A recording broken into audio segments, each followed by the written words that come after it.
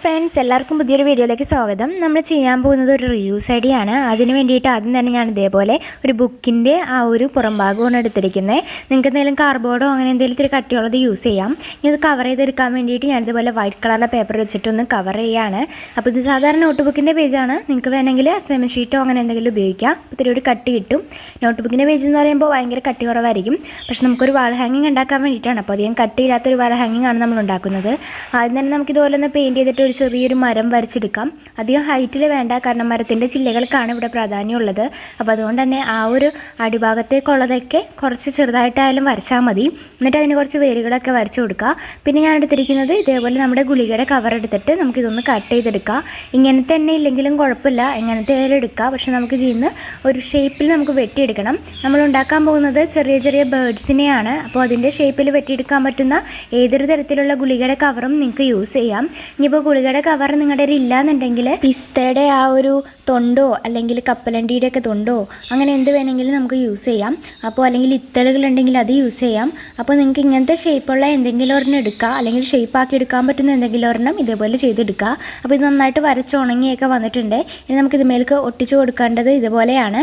അപ്പോൾ ഇതേപോലെ ഒട്ടിച്ച് കൊടുക്കാൻ വേണ്ടി ആദ്യം തന്നെ ഒന്ന് വെച്ച് നോക്കാം. ആ ഒരു ഷേപ്പിനും അതുപോലെ ആ ഒരു സ്ഥലവും ഒക്കെ അഡ്ജസ്റ്റ് ചെയ്ത് വരുന്ന രീതിയിൽ ഒന്ന് വെച്ച് നോക്കാം. എന്നിട്ട് നമുക്ക് ഇതേപോലെ ഒന്ന് ഒട്ടിച്ചു കൊടുക്കുക. നമുക്ക് ഒട്ടിച്ചു കൊടുക്കുമ്പോൾ ഇത്തിരി ടൈം നമ്മൾ സ്പെൻഡ് ചെയ്യേണ്ടതായിട്ട് വരും, കാരണം ഇത് ഫെവിക്കോളാണ്. എല്ലാം ഒന്ന് ഒട്ടിച്ച് വരുമ്പോഴും നമുക്കൊന്ന് വെയിറ്റ് ചെയ്യാം. അപ്പോൾ ഒരറ്റത്ത് തുടങ്ങിയിട്ടുണ്ടെങ്കിൽ മറ്റേ അറ്റമാകുമ്പോഴേക്കും ഒരുവിധം ഉണങ്ങിയൊക്കെ വന്നിട്ടുണ്ടാവും. എന്നാലും ഞാൻ കുറച്ച് കൂടുതൽ നേരം വെച്ചു, കാരണം നമ്മൾ ഒട്ടിച്ച് കഴിഞ്ഞിട്ട് പിന്നെ വിട്ടു പോരരുതല്ലോ. എല്ലാം ചെയ്ത് കഴിഞ്ഞിട്ട് വിട്ടു പോരുമ്പോൾ അതൊരു ബുദ്ധിമുട്ടല്ലേ. അപ്പോൾ നമുക്ക് ഇതേപോലെ അതിൽ തന്നെ ഒട്ടിച്ച് വയ്ക്കാം. കഴിഞ്ഞ വീഡിയോയിൽ ഹായ് പറയാൻ പറഞ്ഞിരുന്നത് റിഫ, റോഷ്ന, കൃഷ്ണ, അഷ്ടമി. അപ്പോൾ ഇവർക്ക് 3 പേർക്കും ഒരു ബിഗ് ഹായ്. ഇനിയും വീഡിയോസൊക്കെ കണ്ട് സപ്പോർട്ട് ചെയ്യണേ.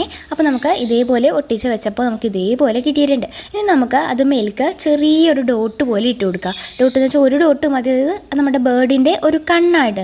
അപ്പോൾ നമുക്ക് എന്തെങ്കിലും ഒരു ഈർക്കിലിയോ അല്ലെങ്കിൽ ചന്ദനത്തിരിയുടെ ആ ഒരു ബാക്കിലുള്ള സാധനം കൊണ്ടാണ് ഞാൻ ചെയ്ത് കൊടുക്കുന്നത്. ഈർക്കിലിയോ പിന്നോ അങ്ങനെ എന്തെങ്കിലും വെച്ചിട്ട് ചെറുതായിട്ടൊന്ന് ഇതുപോലെ ഒന്ന് ഡോട്ട് ഇട്ട് കൊടുക്കാം. എന്നിട്ട് നമുക്ക് ഇതേപോലെ പേനയൊക്കെ വെച്ചിട്ട് അതിനൊരു വാലും അതുപോലെ തന്നെ അതിൻ്റെ ആ ചുണ്ടും ഒക്കെ വരച്ച് കൊടുക്കുക. അപ്പോൾ നിങ്ങളുടെ കയ്യിൽ പല കളറിലുള്ള പേനകൾ ഉണ്ടാവും, സ്കെച്ച് പെൻ ഉണ്ടാവും, അതേപോലെ പെയിൻറ്റുകൾ ഉണ്ടാവും. അതൊക്കെ വെച്ചിട്ട് നിങ്ങൾക്ക് ചെയ്യാവുന്നതാണ്. ഞാനിപ്പോൾ പെൻ മാത്രമാണ് യൂസ് ചെയ്യുന്നത്. അപ്പോൾ കയ്യിലുള്ള സാധനങ്ങളൊക്കെ വെച്ചിട്ട് നല്ല ഭംഗിയിൽ നമ്മൾ ചെയ്തെടുക്കാം. അപ്പോൾ 2-3 കളർ കോമ്പിനേഷനായിട്ട് നമുക്ക് യൂസ് ചെയ്യാൻ പറ്റും.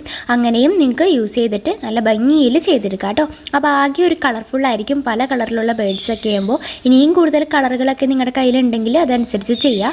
അപ്പോൾ ചുണ്ടുകളെല്ലാം വരയ്ക്കുമ്പോൾ ഒരു കാര്യം ശ്രദ്ധിക്കാം, എല്ലാ ബേഡ്സും ഒരു രീതിയിൽ തന്നെ തിരിഞ്ഞിരിക്കുന്ന പോലെ വരയ്ക്കരുത്. കാരണം പല ബേഡ്സ് ഇരുന്നിട്ടുണ്ടെങ്കിൽ ഒരു മരത്തും ഇരിക്കുകയാണെങ്കിൽ അത് പല രീതിയിലായിരിക്കും അതിരിക്കുക. അങ്ങോട്ടും ഇങ്ങോട്ടും ഒക്കെ തിരിഞ്ഞ് ഇത്തിരി തുറന്ന് പിടിച്ചും വായ അടച്ച് പിടിച്ചും ഒക്കെ ഇരിക്കും. അപ്പോൾ അതൊക്കെ അനുസരിച്ചിട്ട് ഇത്തിരി കൂടി ഒറിജിനാലിറ്റി തോന്നുന്ന വേണ്ടിയിട്ട് അങ്ങോട്ടും ഇങ്ങോട്ടൊക്കെ ആയിട്ടൊന്ന് വരച്ചു കൊടുക്കാം. അപ്പോൾ കുറച്ചെണ്ണം ഇങ്ങോട്ടും കുറച്ചെണ്ണം അങ്ങോട്ടും ചെയ്ത് കൊടുക്കാം കേട്ടോ. അതേപോലെ ചിലതൊക്കെ തുറന്നിരിക്കുന്ന രീതിയിലും ചെയ്ത് കൊടുക്കാം. അപ്പോൾ നമ്മുടെ ഇത്രയേ ഉള്ളൂ ഇന്നത്തെ ഐഡിയ എന്ന് പറയുന്നത്. വളരെ എളുപ്പമുള്ളൊരു ഐഡിയ ആണ്, നല്ലൊരു റിയൂസ് ഐഡിയ ആണ്. അപ്പോൾ ഇത്രയും ചെയ്ത് കഴിയുമ്പോൾ നമ്മുടെ ഐഡിയ റെഡി ആവും. പിന്നെ ഇതെന്ന് പറയുന്നത് വളരെ എളുപ്പമുള്ള ക്രാഫ്റ്റ് ആയതുകൊണ്ട് തന്നെ കുഞ്ഞു കുട്ടികൾക്ക് വരെ ചെയ്താനായിട്ട് പറ്റും. ആ പെയിൻറ്റ് ചെയ്തെടുക്കണ ഒരു ഇത് മാത്രമല്ലേ ഉള്ളൂ. ഇപ്പോഴൊക്കെ പെയിൻറ്റ് ചെയ്യാനായിട്ട് എല്ലാവർക്കും അറിയാൻ പറ്റും. അപ്പോൾ എല്ലാവരും ട്രൈ ചെയ്ത് നോക്കണം. ട്രൈഡ് പിക്ക് അയക്കണം. ട്രൈഡ് പിക്ക് അയക്കാനായിട്ട് ഇൻസ്റ്റഗ്രാമിലേക്ക് അയക്കാൻ നിങ്ങൾക്ക് മെയിൽ ID വഴിയും അയക്കാം കേട്ടോ. ഇന്നത്തെ വീഡിയോ നിങ്ങൾക്ക് ഇഷ്ടമായെങ്കിൽ മറക്കാണ്ട് തന്നെ ലൈക്ക് ചെയ്തേക്കാം. സബ്സ്ക്രൈബ് ആരെങ്കിലും ചെയ്യാത്തവരുണ്ടെങ്കിൽ ഒന്ന് സബ്സ്ക്രൈബ് കൂടി ചെയ്തേക്കാം. ഫ്രണ്ട്സിന് വേണ്ടിയിട്ട് ചാനലൊന്ന് ഷെയർ ചെയ്ത് കൊടുക്കുക. ഇത് നമ്മുടെ സബ്സ്ക്രൈബറായ ആര്യ അയച്ചെന്ന ട്രൈഡ് പിക്കാണ്. നന്നായിട്ട് ചെയ്തിട്ടുണ്ട് ആര്യ. ഇനിയും ട്രൈഡ് പിക്ക് അയക്കണേ. അടുത്ത വീഡിയോയിൽ പുതിയ ഐഡിയ ആയിട്ട് കാണാം. താങ്ക്